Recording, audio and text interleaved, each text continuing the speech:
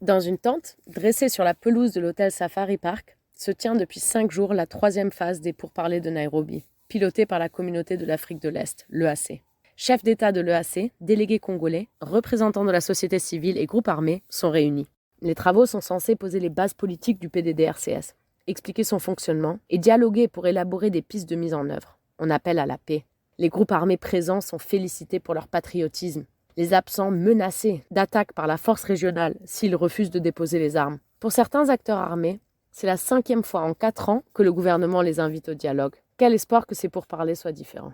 Bonjour et bienvenue dans le 40e épisode de la saison 2 de Ponajek, la capsule audio qui tente d'éclairer l'actualité de la RDC. Je suis Eliora Hensler, coordinatrice du baromètre sécuritaire du Kivu, le KST. Nous sommes le vendredi 2 décembre.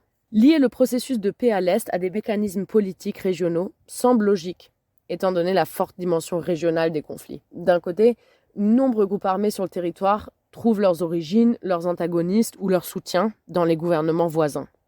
D'un autre, les pays présents ont des intérêts économiques partagés dans la zone et proclament un intérêt à sa stabilisation. Equity Group, par exemple, a annoncé 1,6 milliard de dollars d'investissement par 26 compagnies kenyanes au Congo. Mais ce processus de Nairobi, mené par la région, ne s'intéresse qu'aux groupes armés congolais. Les groupes armés étrangers ne sont pas conviés et les soutiens régionaux ne seront pas évoqués, ce qui pose problème. Malgré ça, les discours des premiers jours se tiennent sur un ton optimiste, en partie parce qu'ils sont truffés de fausses promesses.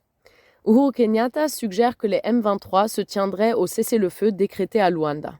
Les M23, qui n'étaient pas impliqués et ont exprimé que les conclusions de Luanda ne les concernent pas vraiment, continuent d'opérer au Nord Kivu. Leur dernière attaque à Kishiche le 30 novembre a fait plusieurs dizaines de victimes. Serge Tshibangu, lui, a prétendu que le financement du PDDRCS est déjà disponible, ce qui n'est pas le cas. Une partie des fonds a été engagée par des bailleurs, mais pas encore déboursée. Historiquement, le manque de prise en charge des démobilisés a été un défi central qui mène à la remobilisation cyclique des combattants. Le contenu est également contesté. Alors que le message sur la non-intégration de l'armée semble être passé, la revendication de l'amnistie et la libération des combattants restent débattues.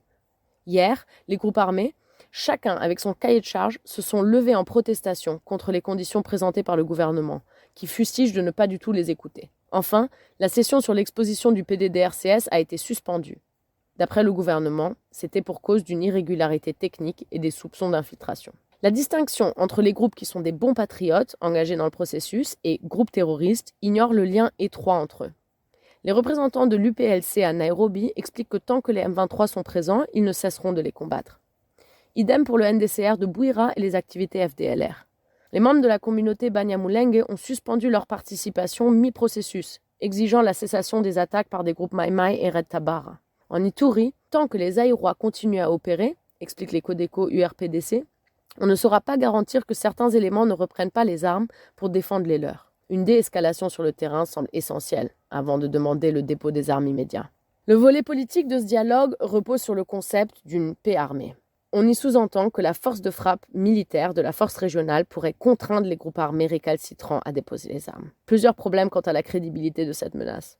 Sur la motivation d'abord. Est-ce que les Kenyans vont venir mourir au Congo ? S'interrogent les membres de la société civile. Quelques centaines de troupes kenyanes ont peu de chances de réussir, là où la FRDC et la MONUSCO ont échoué. Reste le bilan mitigé des opérations de ces armées à l'est de la RDC, le financement de cette force et son organisation sur terrain.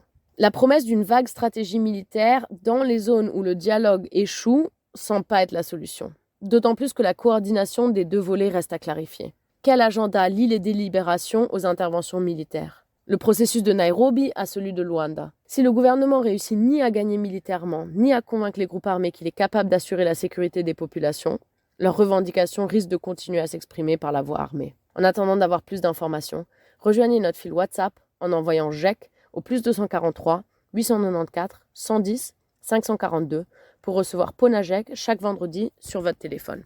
À bientôt.